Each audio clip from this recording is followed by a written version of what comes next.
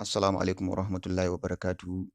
Barkanmu da sake saduwa a cikin wani sabon shirin wanda muke kawo muku karatun littafi daga cikin dokokin tauye haƙƙi a sauƙaƙe wanda barista Hussaini Ahmad Makari wallafa ni kuma Abu Ubaida Mu'azu Abubakar nake karanta muku. A shiri na baya da ya wuce mun yi magana akan cewa mun tsaya ne inda za mu ɗora muku daga muhimmanci ko maƙasudin fanni na TOT kuma da yadda Allah yau za mu ɗora. Harafi na A, ranko compensation. Babban maƙasudin Law of Tort shi ne biyan ranko ko diyya ga duk wanda aka tauye wa haƙƙi. Harafi na B, kare haƙƙi protection of interest.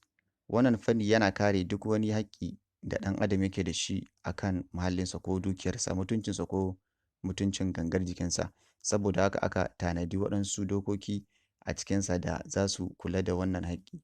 Misali, tort of nuisance yana kare haƙƙin mutum ne dangane da tasarrufi da cin moriyar muhallinsa ba tare da musgunawa ba. Duk wata ɗabi'a da za ta hana shi jin daɗin muhallinsa kamar ƙara ko tare masa hanyar shiga gidansa to ta zama cutarwa a kan haƙƙinsa. Tort of defamation yana kare haƙƙin mutum ne dangane da mutuncinsa. Duk wata ɗabi'a conduct da za ta zubar masa da mutunci to ta zama tauye haƙƙi na ɓata suna. Tort of defamation. Saboda haka aka ƙirƙiro wannan fanni don kare irin waɗannan haƙƙoƙi. Harafi na C, hana sake maimaituwar laifi deterrence.